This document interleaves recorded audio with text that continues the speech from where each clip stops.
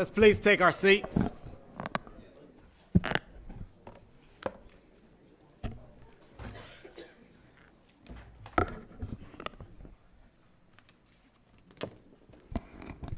Good evening and welcome to our regular scheduled business meeting, and it is a new era and a new clerk.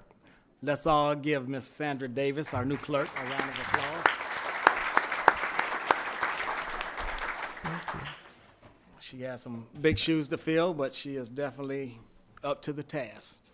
We're going to have the invocation this evening, from Pastor Lavoris Holloway of Grace International Church of Clayton. Please rise. It'll be followed by the Pledge of Allegiance.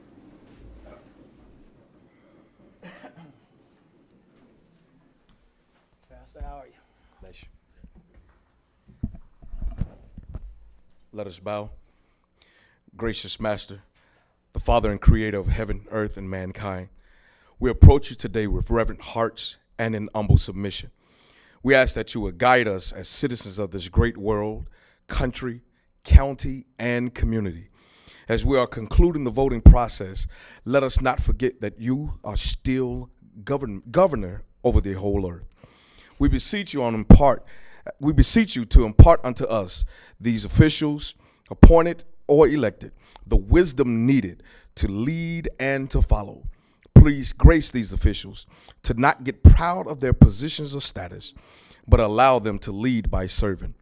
Help us as constituents and citizens to serve alongside them and to lead within our respective homes, schools, places of worship, and other gatherings.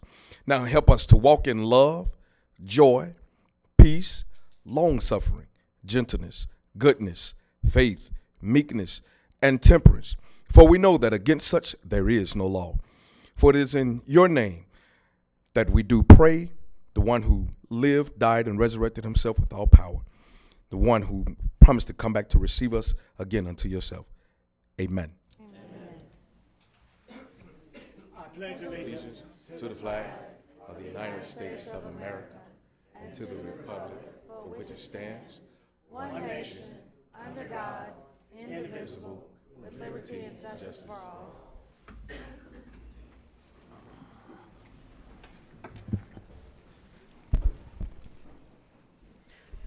Mr. Chairman, I did want to say thank you to the Board of Commissioners for allowing me the opportunity to serve as the Clerk of Commission.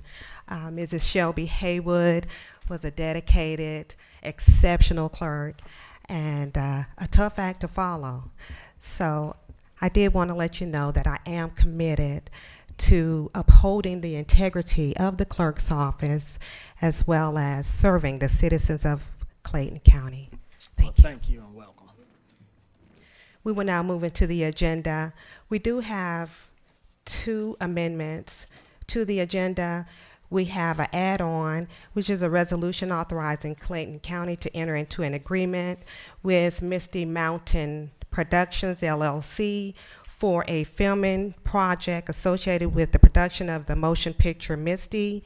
We are also deferring an item, the appointment to the hospital authority to fill the unexpired term of Dr. Vanapali. May I have a motion to accept the amendments? Is there a motion? I'll make the motion. Is there a second? Second, Mr. Chair. Properly moved and second. Those in favor, aye. Aye. Opposed? It's unanimous. Thank you. Now requesting a motion for the approval of the October 21st, 2014 regular business meeting minutes. Mr. Chairman, I move to approve the October 21st, 2014 regular business meeting minutes. Is there a second? I'll second it. Properly moved and second. Those in favor, aye. Aye. Aye. Opposed? Abstain. I abstain also, Abstentions? please. They weren't here. Now we will go into the public comment portion. Mr. Chairman, we do have two individuals that have signed up.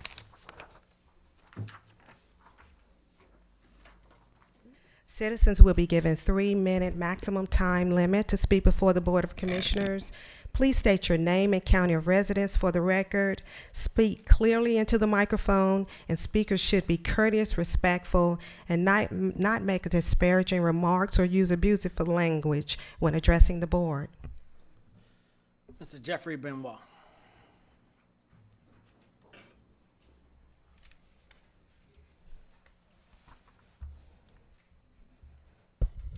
Good evening, Mr. Chair and board members. I come to you to say Happy Elections Day. I trust that we all voted for the candidate of our choice with respect and dignity for the office that we hope for them to fill, which brings me to my comments and my statements for the board here in Clayton County. In the pre-meeting, we spoke about a position for Mr. Cohelis. This particular item, I feel, should have once been held so that the community could have been here at a later time as opposed to coalescing it with today's election. However, it did come forth. In the terms and conditions of this particular contract, as you were spoken of, that it be a temporary position that he can receive a salary of $130,000 plus his retirement for a 6-month period of time, because the criteria says that the county is looking for a COO. Well, we had a COO, but we fired her with no cause. And within no time of doing a national search, we went out and picked someone. Does the qualifications of this individual meet the need of this county? That we had to operate with such quickness without doing a national search, a community search, a neighborhood search, a zip code search, to find somebody qualified. This woman came to us with a MBA, with a long resume of accomplishments, but yet she was terminated. The individual that was selected, his resume has not been seen. His application has not been submitted, nor has the position been posted by the HR. And so this was a individual who was selected, and I can only suggest that there were some other meetings going on for this selection to come here and to be presented to this community without a job announcement. Without a job announcement, how do we do that? We're setting bad precedents. With the previous COO, she had a job announcement. She had an interview process. There was several individuals. She wasn't the first one selected. She was the second one because the other one didn't. But we didn't do none of that. What type of precedence is Clayton County setting? We've been changing the qualifications as it applies to who we're trying to hire. Then we change them back as to who we don't want to hire. We announce them when we want to hire somebody. We won't announce. Who does that? Is that proper? Is that proper? The contract, it reaps of a takeover. The amendments, the agendas you got for time and meetings, this goes back to July 5th when you called the first special call meeting on a Saturday. And we were talking about then another amendment to take over meetings, to address meetings. And I'm not getting it quite as it was listed in the ordinance, but however, it was dropped. But it arises again. All of this reaps of a takeover. If, in fact, we need a COO, then let's do the right thing. Let's halt this particular process. Let's do an announcement, and let's take the applications from the best qualified individuals and sift through that, as opposed to going to picking a friend who used to work here in the county, who still has a tattered past as it applies to the boot Mr. Benoit. drive and the funding that never was afforded to the community. I'm Thank sorry, you, your Mr. time Benoit. has expired. Thank you. Thank you. Hold that announcement. Dr. Wilbert Jordan.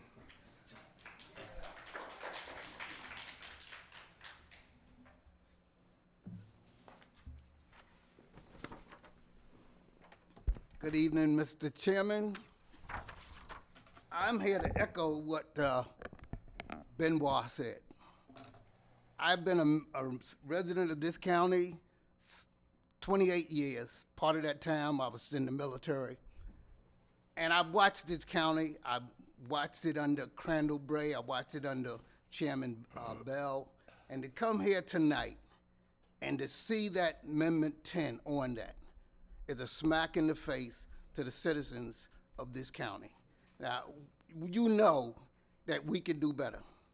You got rid of somebody who was working with y'all who was qualified, and now you're going backwards. I'm telling you now, the citizens deserve better. And all I'm saying to you, I'm hoping that y'all will think about this, because some of us will remember this. Thank you, sir. Madam Clerk, that concludes. Okay. We will now hear from Ramona Thurman, interim purchasing agent of Central Services. Can I ask a question before she starts? Ms. Barnes, it looked like Shelby did this before she left, and I know I wasn't at the last meeting, but it's been customary that we still, does it matter? She didn't put my name or Commissioner Edmondson, and I just wanted to, On the minutes? yeah. That's what she did before, when y'all missed the other two. She Because didn't we have weren't it. here. I missed the meeting, my name went on there. Okay. I didn't, well, maybe it's because I just never missed a meeting before. Okay, that's fine. I just want to The make call sure. meeting that we had about something, it was during the day. Okay. Okay, Ms. Thurman, please take them all together. Okay, thank you. Good evening, Mr. Chairman, members of the board. I have 7 items for your consideration this evening. The first item is Telecommunications and Data Services Annual Contract, Second Amendment. The Director of Information Technology is recommending amending the contract with AT&T Corporation. The amendment is to revise the AT&T switched Ethernet service and the managed internet service pricing schedule. The original contract was approved by the Board of Commissioners on May 6, 2014. Funding is available through the Information Technology and County's General Fund FY 2015 budget. I request you approve the recommendation, authorize the chairman or his designee to execute all necessary documents to accomplish the intent of the contract, and authorize the chief financial officer to amend the budget accordingly. The next item is Asset Management Services for the Neighborhood Stabilization Program Annual Contract. The director's recommendation is to renew the contract with National Property Institute LLC and Southern Crescent Habitat for Humanity. The renewal period would be from December 1, 2014 through November 30, 2015. There are 2 additional 1-year renewal periods remaining on this contract. The board approved this proposal on November 5, 2013. I request you approve the recommendations, authorize the chairman or his designee to execute all necessary documents to accomplish the intent of the contracts, and to authorize the chief financial officer to amend the budget accordingly. Aluminum sign blanks and printed signs annual contract. This is a request by the Director of Transportation and Development. His recommendation is to award a contract to Universal Signs and Accessories. The recommendation is based upon the lowest responsive bidder meeting the specifications of their departmental 2015 anticipated costs. Funding is available through the 2009 SPLOST funds. I request you approve the recommendation, authorize the chairman or his designee to execute all necessary documents to accomplish the intent of the contract, and to authorize the chief financial officer to amend the budget accordingly. Lake Ridge Sidewalk Installation. This bid is for the Lake Ridge Sidewalk installation as requested by the Director of Transportation and Development. The Director's recommendation is to issue a contract to DAF Concrete Incorporated. This recommendation is based upon the lowest responsive bidders meeting the specifications of Transportation and Development.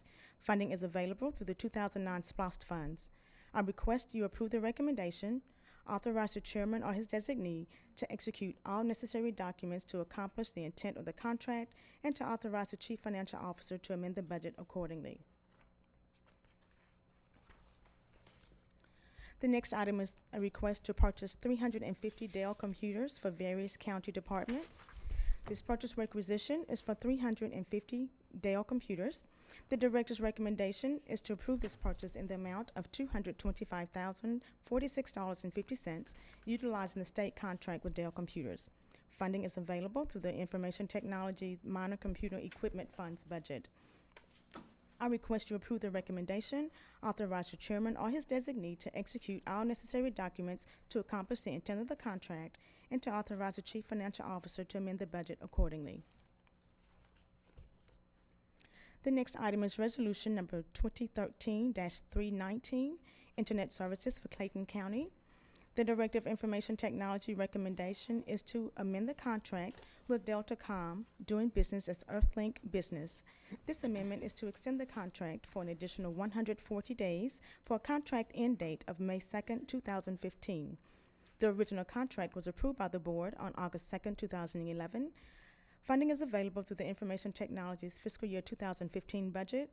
I request you approve the recommendation, authorize the chairman or his designee to execute all necessary documents to accomplish the intent of the contract, and to authorize the chief financial officer to amend the budget accordingly. The last item this evening is purchase of vehicles for various departments in Clayton County. This purchase request is for 74 new vehicles. The recommendation is to approve this purchase in the amount of $4,331,595.76 by utilizing the state contracts with Allen Vigil Ford, Hardy Chevrolet, Wade Ford, Florida Fire Chiefs Association, Florida Sheriff's Association, and Florida Association of Counties Cooperative Agreement with 10-8 Fire and Safety Equipment. Funding is available through the 2015 SPOS bond proceeds. I request you approve the recommendation, authorize the chairman or his designee to execute all necessary documents to accomplish the intent of the contract, and to authorize the chief financial officer to amend the budget accordingly. Okay, I'm gonna take item number 2, RFP number 13-48 separate. Is there a motion for the remaining items? I move to accept Ms. Thurman's recommendation on all items except for number 2. Is there a second? I'll second. Properly moved in second. Any questions on any other items? Hearing none. Those in favor, aye. Aye. Opposed? It's unanimous. Do I have a motion for RFP number 13-48? I'll make the motion. Is there a second? Second. Properly moved in second. Any questions? Hearing none. Those in favor, aye. Aye. Aye. And I'm abstaining because I serve on the board of Habitat for Humanity. It's unanimous. One abstention. No, 4 and 1 abstention. Thank you. Okay. The next items the board will consider are requests of Ramona Thurman, Chief Financial Officer. I have 3 items for your consideration under the finance section. The first item is Budget Amendment 2-81 of the General Government. The request is to amend the budget in the amount of $543,862 to provide funds for an invoice for FY 2014 capital expenditures.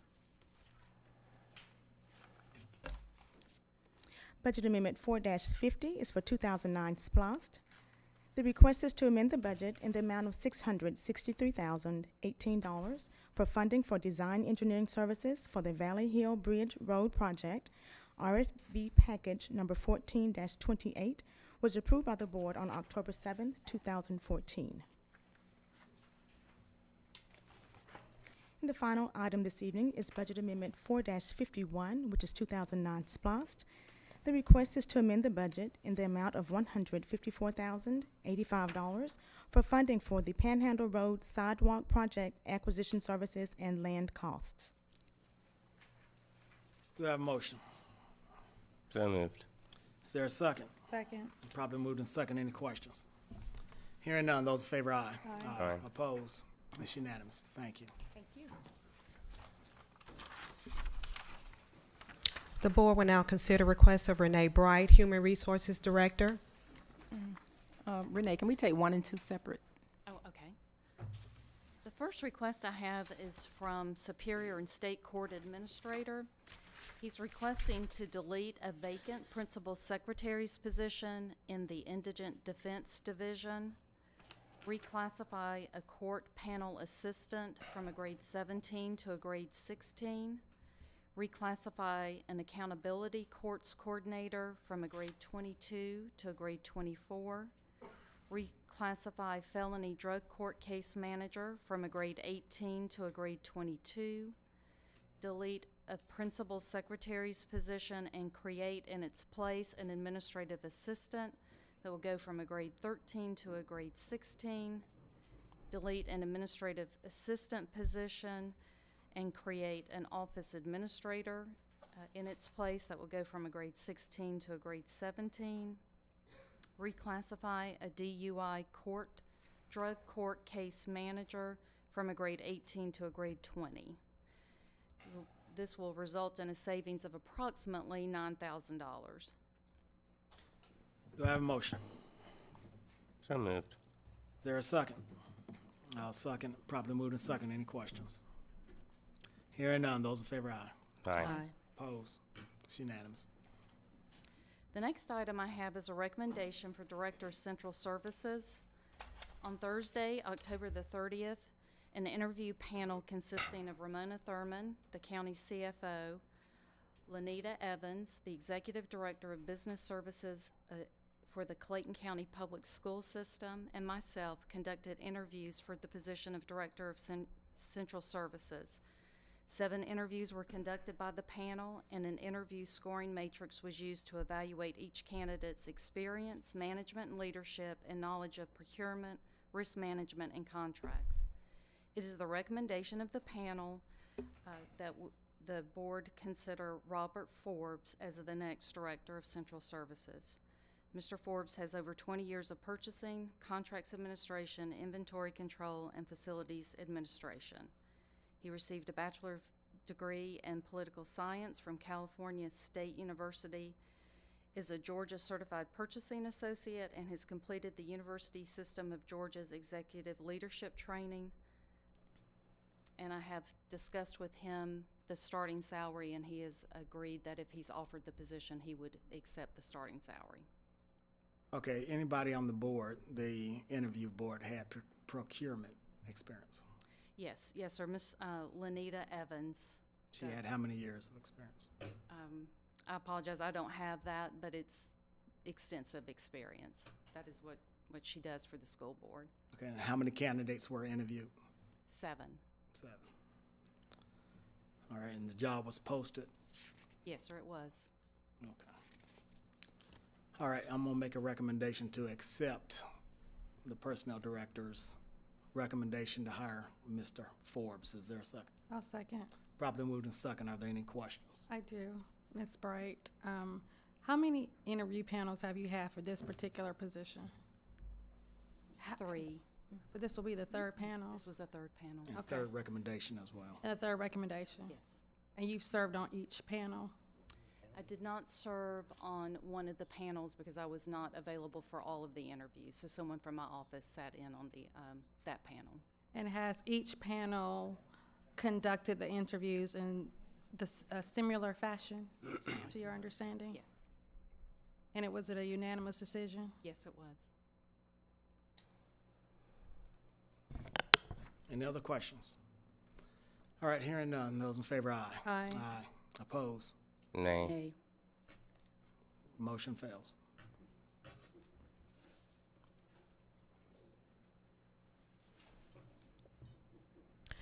Next, the board will hear and consider request of Christy Barnes, Chief Staff Attorney. Good evening, Board. I know that the first 2 are first reads only. Yes. But I would like you to take Resolution 2014-295 separate. And I do have a question about one of the ordinance first reads, if I can, when she gets 287. Okay. Give us the first read, and then it'll be followed by a question before you start the next phase. Okay. First is ordinance number 2014-286, which, as you indicated, is for first read only. This is an ordinance adopted under the home rule powers specifically granted to the governing authority of Clayton County pursuant to Article 9, Section 2, Paragraph 1B1 of the Constitution of the State of Georgia of 1983, amending the local act of the General Assembly, creating and composing the Clayton County Board of Commissioners, and setting forth the general provisions governing Clayton County government, to amend the Clayton County Code of Ordinances as amended, specifically Part 1, Article 2, Section 2-2, audits generally, to provide severability, to provide an effective date of this ordinance, and for other purposes. Is that the one you had a question on? No, 287. Next is ordinance number 2014-287, which is also for first read only, which is an ordinance adopted under the home rule powers specifically granted to the governing authority of Clayton County pursuant to Article 9, Section 2, Paragraph 1B1 of the Constitution of the State of Georgia of 1983, amending the local act of the General Assembly, creating and composing the Clayton County Board of Commissioners, and setting forth the general provisions governing Clayton County government, to amend the Clayton County Code of Ordinances as amended, specifically Part 1, Article 2, Section 2-4, meetings, Part 2, Chapter 2, Article 1, Section 2-4, meetings, Part 2, Chapter 2, Article 2, Section 2-32, days, time, and place of zoning meetings, and Section 2-34, days and times of business meetings, to remove conflicting language contained elsewhere within the Clayton County Code of Ordinances, to provide an effective date of this ordinance, and for other purposes. Okay. Commissioner Rooks. My question, Ms. Barnes, prior to listing the ordinance for the agenda, is there any cost that the county incurs for advertisement prior to the first read?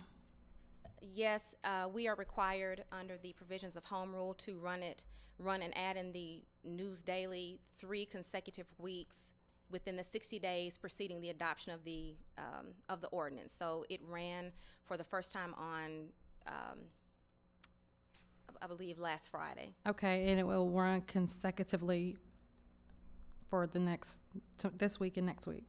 It either ran last Friday, and I have to go back and check, but if it started on the 31st, then it would be the following 2 Fridays for a total of Okay. of 3. And the reason I ask is I sent an email to the board asking if you guys supported cutting out the pre-meeting and moving forward. And I didn't get anyone saying they didn't want to. And I didn't want to have the county incur costs if we weren't going to pass it. But I understand Commissioner Hambrick's position. I just didn't hear it before I asked that it be published. About the pre-meeting? This is, yeah, the 6:30, moving the meeting. Yes. This, I know, but Okay. it's still 7 to 6:30. Yes. It's her concern. yes. Can I ask a follow-up question? Or can I get a question? Well, this might even answer that. Can we amend after the readings, or does it have to be voted up and down? For example, if there was a consideration to change it from back to 7 o'clock, can we do that after the second reading? To keep it at 7 o'clock? But you still just- do away with the pre-meeting? You can just keep it at 7 o'clock and not amend the code to change it. There's actually no code provision for the pre-meeting, so it would basically require an ordinance to remove the pre-meeting. Did we have an ordinance to create the A pre-meeting? resolution to. A resolution? Not that I'm aware of. But just because it is widely known in Clayton County that you have a 6:30 pre-meeting, my suggestion would be a resolution to remove the pre-meeting. Whether we kept it at 6:30 or 7 or a regular meeting? Okay, thank you, I'm sorry. Okay. My comment is, and I made this before, is that years ago, back in the 80s, early 90s, this board met at 9 a.m. in the morning. And there were a lot of us as citizens that could not make those meetings, so they changed it to the afternoon. And same thing, people, get off work. And we have noticed, too, that when we do proclamations, a lot of the participants cannot make an early meeting. They barely get here at 7. So my comment is that I would like to keep those meetings, our business meetings, at 7 p.m. so that our citizens can attend.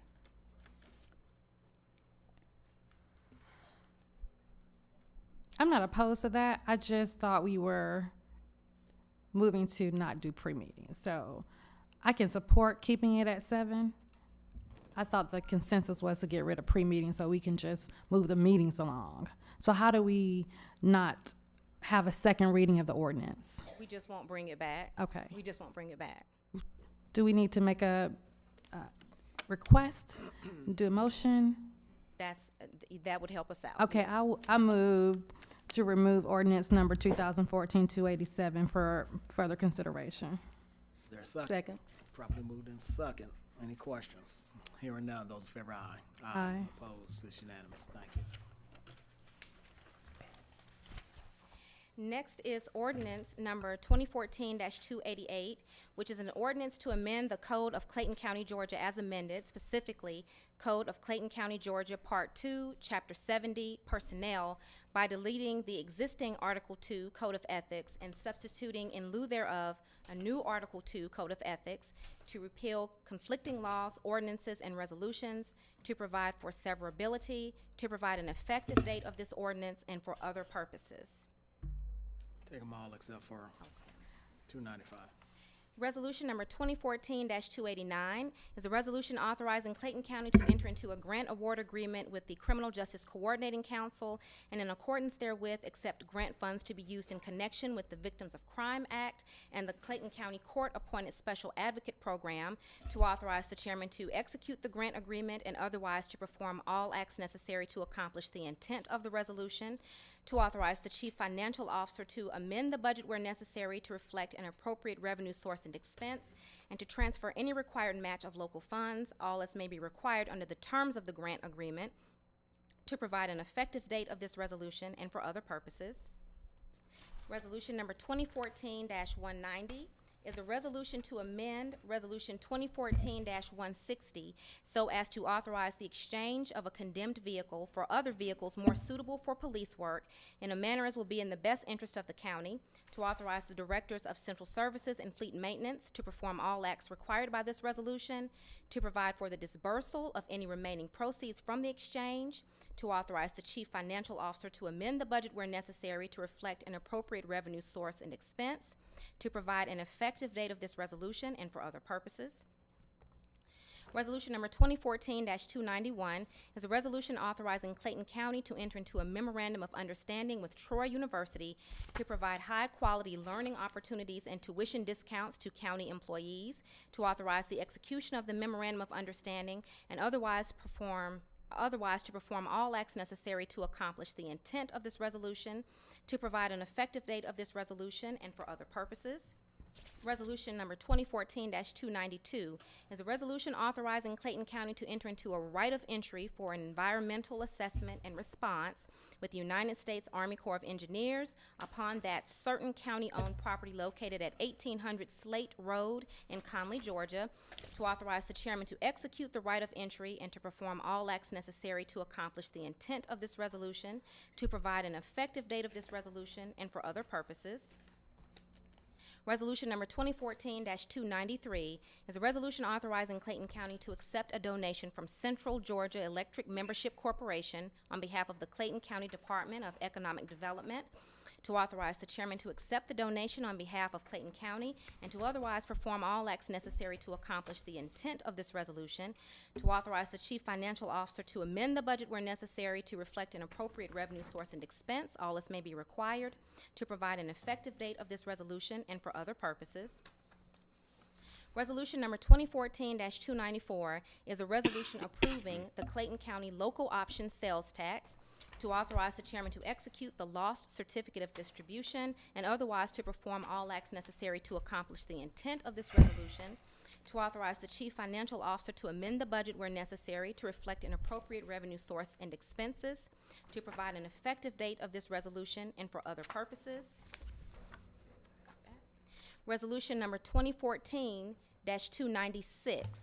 is a resolution authorizing Clayton County Juvenile Court on behalf of Clayton County to apply for and, if awarded, accept grant funds offered by the Criminal Justice Coordinating Council for the 2014 Juvenile Justice Delinquency Prevention and Treatment Program to serve youth requiring court intervention, to authorize the chairman to perform all acts necessary to accomplish the intent of this resolution, to authorize the chief financial officer to amend the budget where necessary to reflect an appropriate revenue source and expense, all as may be required, to provide an effective date of this resolution and for other purposes. Resolution number 2014-296 is a resolution authorizing Clayton County to enter into a settlement agreement settling all terms set forth in the employment matters involving Willie Holiday, to authorize the chairman to accept the agreement and otherwise perform all acts necessary to accomplish the intent of this resolution, to authorize the chief financial officer to amend the budget where necessary to reflect an appropriate revenue source and expense, all as may be required under the terms of the settlement agreement, to provide an effective date of this resolution and for other purposes. And resolution number 2014-298 is a resolution authorizing Clayton County to enter into an agreement with Misty Mountain Productions LLC, providing for the terms and conditions under which filming will take place at the Steve Lundquist Aquatic Center located in Jonesboro, Georgia, for a filming project associated with the production of the motion picture Misty, to authorize the chairman to execute the agreement and otherwise to perform all other acts necessary to accomplish the intent of the resolution, to provide an effective date of this resolution, and for other purposes. Okay, is there a motion? Make a motion to approve. Is there a second? Second, Mr. Chair. Probably moved in second. Are there any questions on any of the items? I do, Mr. Chairman. Commissioner Rooks. Ethics policy, 214-288. Page 8. It talks about sanctions. Is there any particular reason why it's not, the sanctions listed, isn't listed in numerical order of how the board intends to utilize the sanctions? For instance, is it progressive? Does it start with a written warning or reprimand, or can they just jump around and decide what they're gonna do first? As it's written, any employee or a county official, or you see the vendors there, would just be subject to one or more. There is no requirement for it to be progressive or to choose one ahead of another. It's just, those are the options that are available to the board. Okay.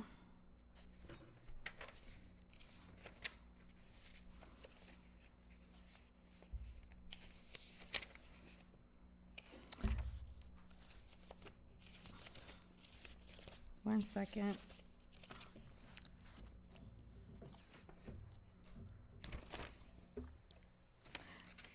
Page 10.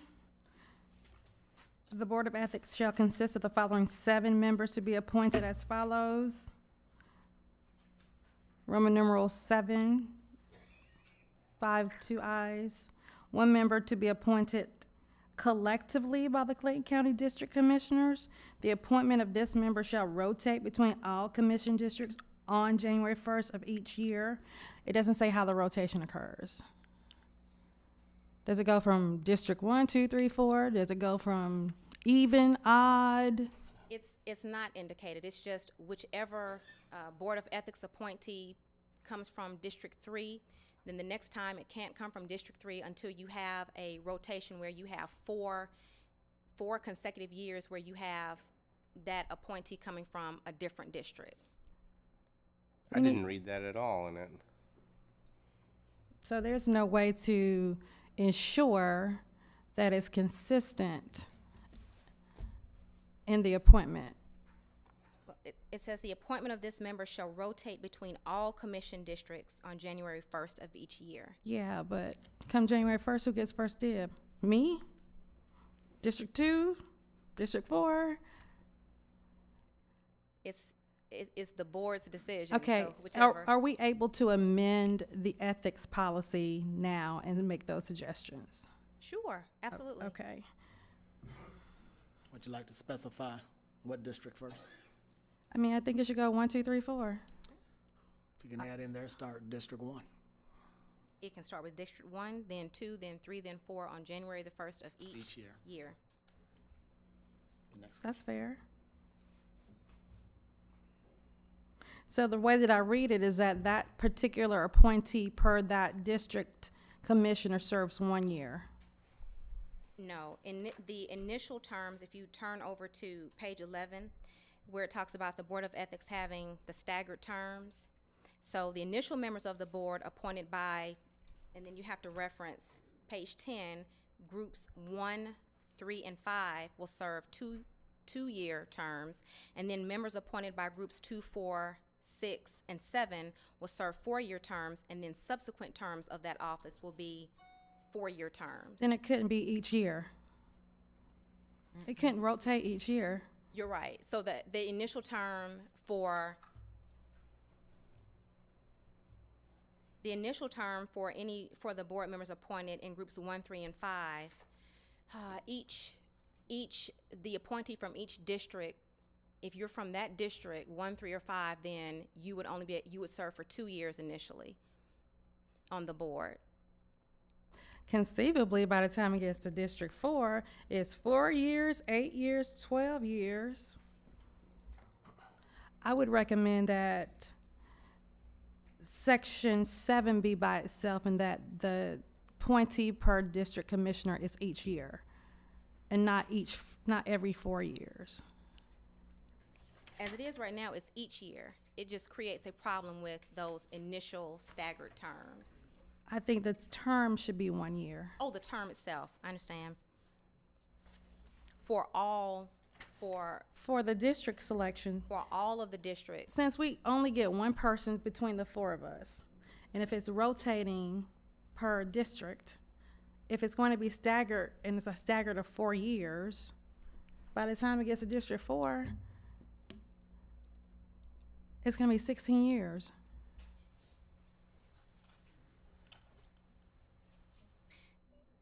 That district commissioner, that it would rotate on January the 1st of each year, are you wanting us to change it so that every member on the ethics board, the term is just for 1 year? Because all of the No. other members is gonna have that staggered term. The way that I read this is that we get one selection, and that person is to rotate per district. Yes. But if we're only rotating every 4 years, by the time it gets down to District 4, it's going to be 16 years.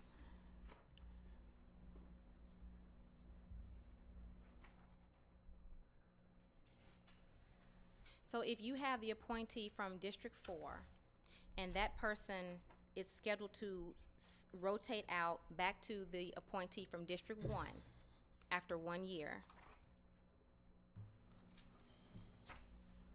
They have 4-year appointments, so it wouldn't work.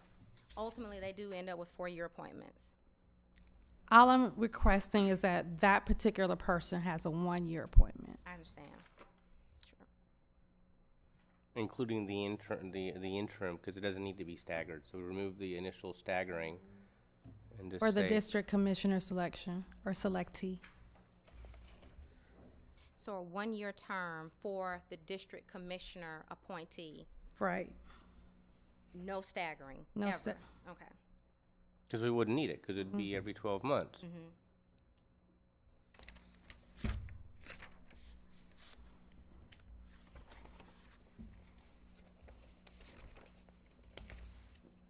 With the board's permission, I'd like to make that change to the code and bring it back to you at the November 18th meeting. I'm okay with that. Ms. I know it's Rooks? moved and approved. How do we do that? Well, this is just by resolution, this isn't a reading, but I want to ask a follow-up question, if I may, to your question on the sanctions. My understanding that the sanctions, while they're not enumerated in terms of severity or anything else, 1 or more of the following, we spoke to earlier, those are recommendations from the Board of Ethics of sanctions that the Board of Commissioners could choose to take. Correct. As it reads, it says 1 or more of the following. The Board of Ethics can or cannot bind the Board of Commissioners to choose 1 or more, and is that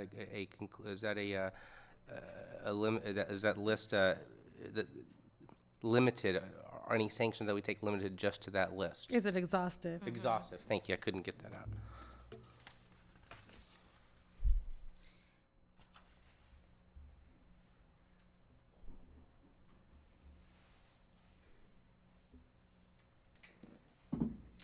This list appears to make it exhaustive. It says to 1 or more, realizing that the Board of Ethics would only be providing a recommendation to the board. So ultimately, the board could, this, I believe, just binds the Code of Ethics, the Ethics Board, in terms of what recommendation they could make.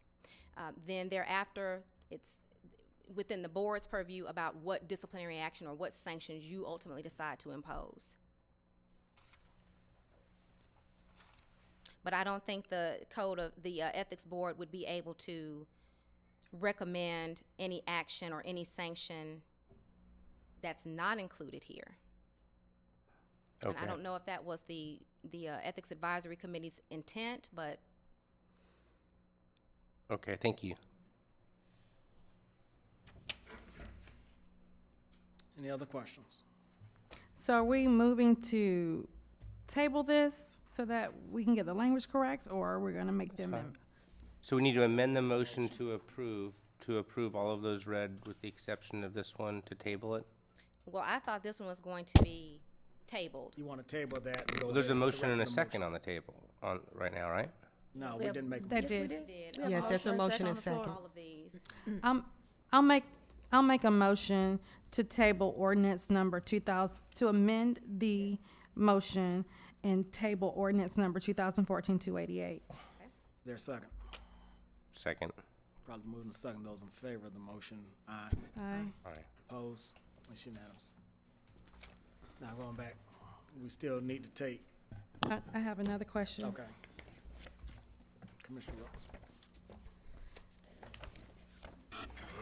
And I meant to, Mr. Wayne Scott, this is for you. On the resolution 2014-293, explain to us what the new film Clayton experience is. Sure. We, at the former Ingalls Shopping Center, we have 2 of the 4 suites that we have repurposed into a film welcome center. And so this is a donation that we get each year from Central Georgia EMC. It's kind of like end of the year leftover money, if you will. And they disperse it to the chamber and to us and to several other groups in the area. And so we want to use this money to underwrite part of the experience that deals with the movie Flight. So the experience is of a walk through some of the films that have been shot in Clayton County, talking about the economic impact to Clayton County, to our businesses, to our residents. It gives the visitor a look into why the film industry is so important and how it affects, spending kind of up and down Main Street. Okay, Our expectation is to open it this spring.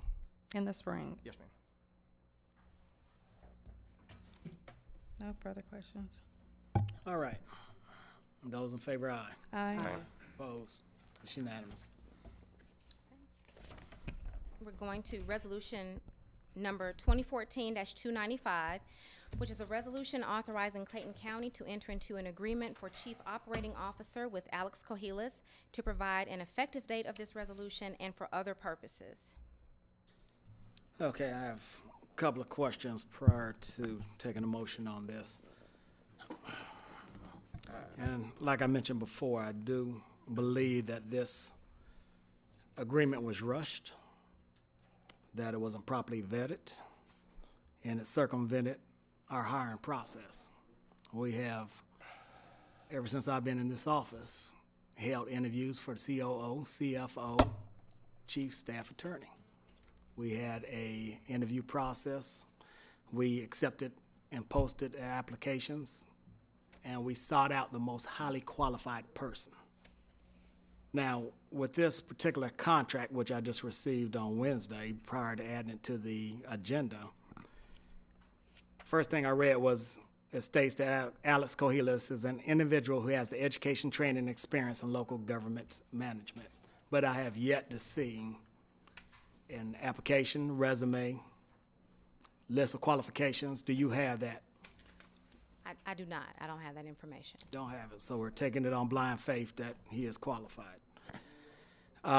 Second one, is this a contract for a 6-month period? It is. It will commence on November 5th and end May 5th of 2015. That's tomorrow morning, so if this Yes. passes, his first day is this. Yes, I'm clear. Thank you, Mr. Edmondson. Now, going back to the fact that it's a 6-month contract, and if you look at the compensation, where I'm a little confused there at, it says county agrees to pay COO an annual base salary of $130,000 a year. Why didn't we just change that to read 6-month base salary of $65,000?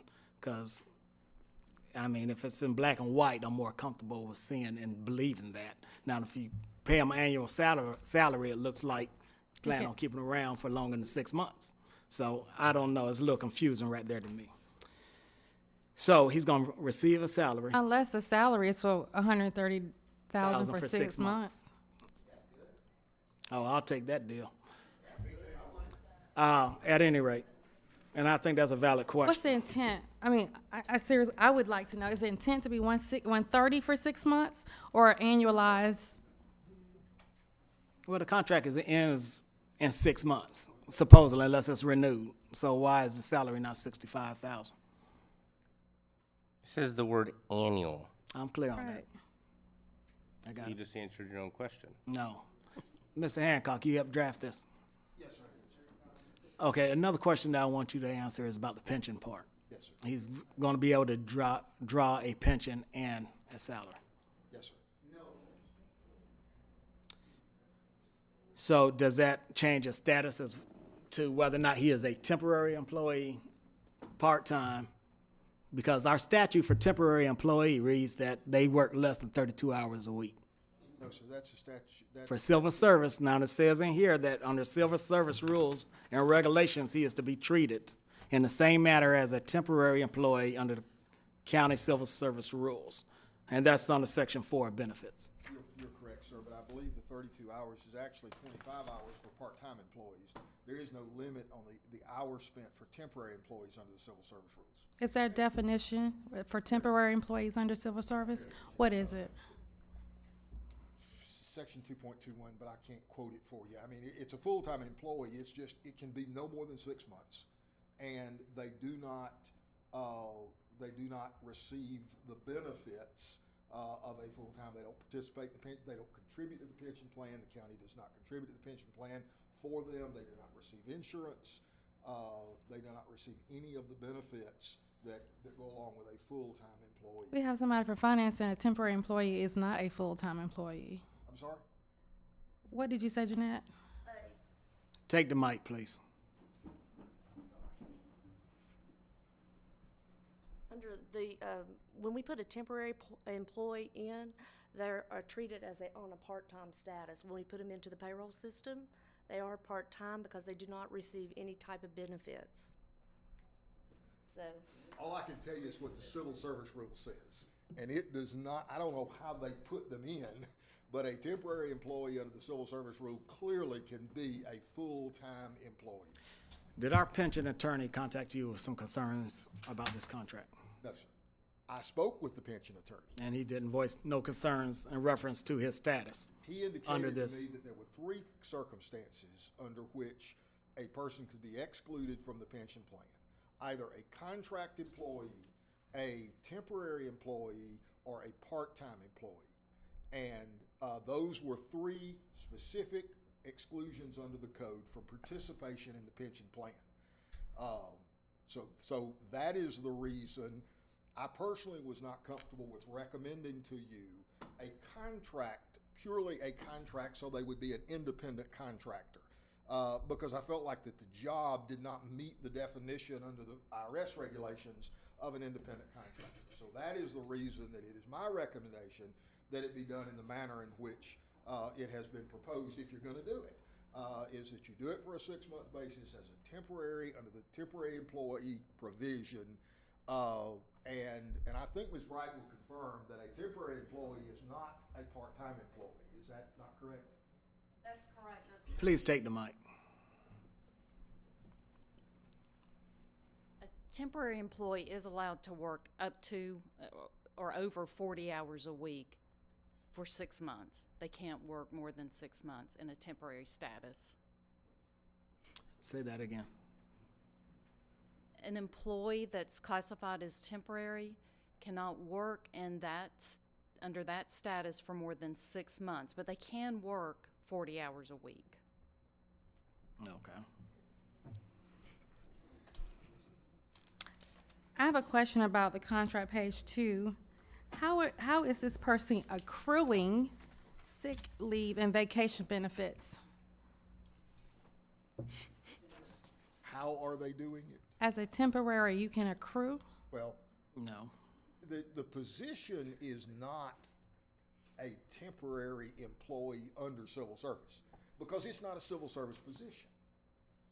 Is he a not- contractor worker? It has never been a civil service position. I understand that. We're using that simply as an example and as support for the fact that that a temporary / contract employee would not be covered under any of the, or would not receive any of the benefits. And if you will notice the contract, it says specifically, except as provided herein.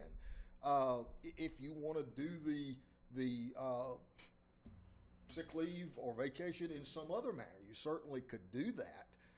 There'd be no reason you couldn't do that. That's just a method of calculation so that this position, the person filling this position, would receive some sick leave and vacation. If you want to take that out, I mean, that's up to you.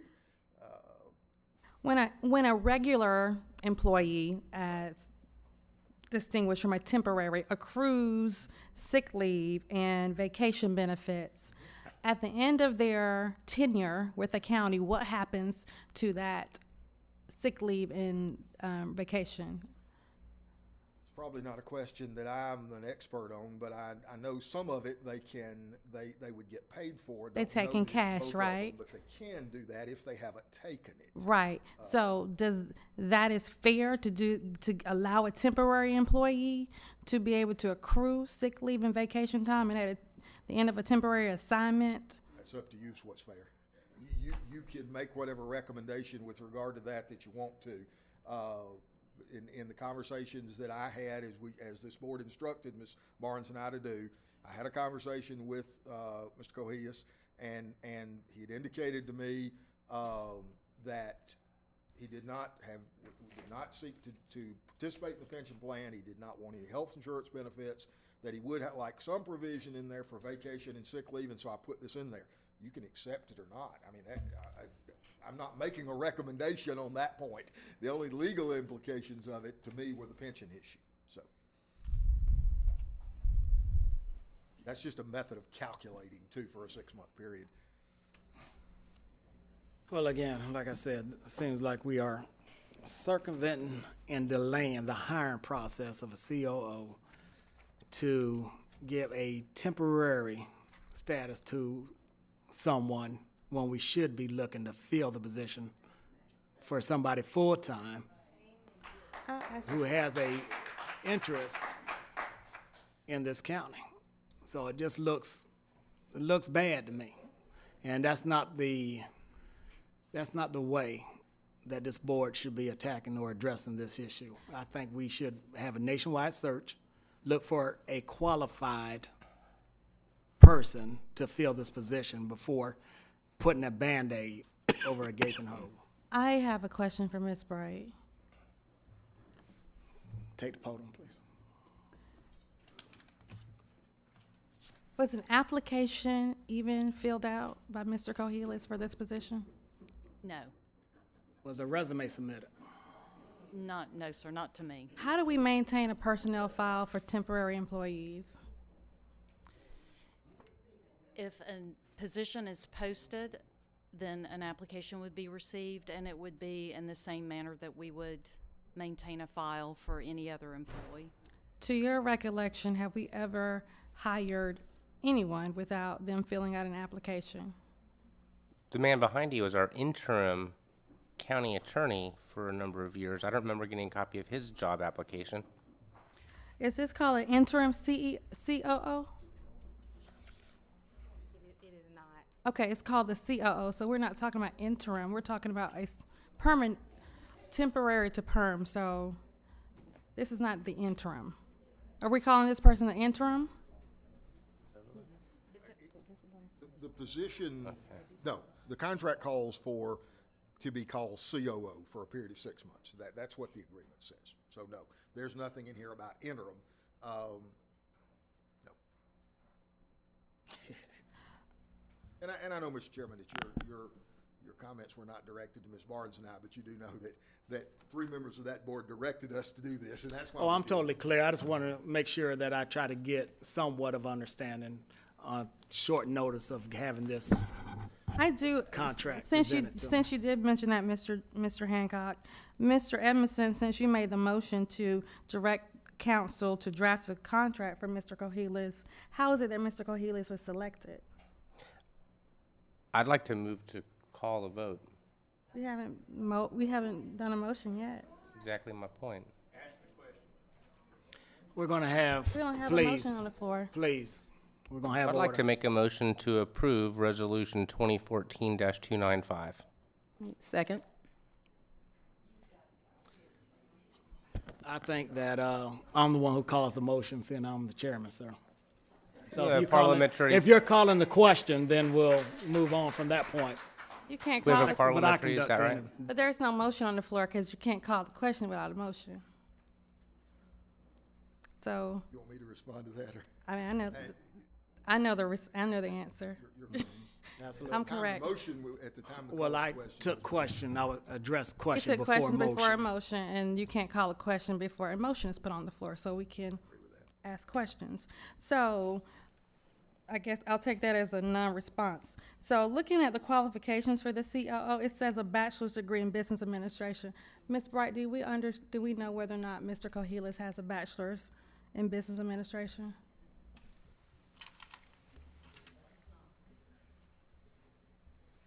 I'm not aware that he has one, but I've not seen, a recent resume. Okay. What about in public administration? Do we know if he has a bachelor's in public administration? I'm not sure. What about in finance? Do we know if he has a bachelor's in finance? I don't know. What about in human resources? Do we know if he has a bachelor's in human resources? I don't know that. Okay. Any closely related fields to any of those that I just mentioned? I don't, What about a master's degree? I'm not aware. Do you remember Mr. Cohilas working here? I do. At the time that he worked here, did he have a degree? No. To your recollection? No. And so this board has employed a process by hiring people who have degrees. So this will be an individual who does not have a degree overseeing people who have degrees. Is that what we're doing? Unless he has received a degree since he left, he wouldn't, right, he would Well, not we have- wouldn't know that because we haven't received any applications or resumes, correct? Okay. You have any other questions for Ms. Bright?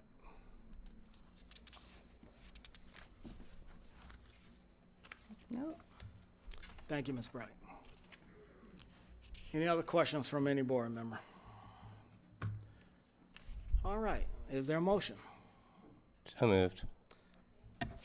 Is there a second? Second. Properly moved and second. Any other questions? Hearing none, those in favor, aye. Aye. Opposed? Nay. 3-2 with Turner and Rooks opposing. Mr. Turner, I need an executive session for personnel and litigation. Okay, thank you. Please, we're still conducting the meeting. Madam Clerk. If there is no further business, then we can move forward with the request to go into executive session. Is there a motion to go into the executive session? So move. Is there a second? Second. Properly moved and second. Those in favor, aye. Aye. Opposed? It's unanimous. Thank you. All right. Is there a motion to reconvene? I move that we reconvene. Properly moved and second. Those in favor, aye. Aye. Opposed? It's unanimous. Thank you. Ms. Brack?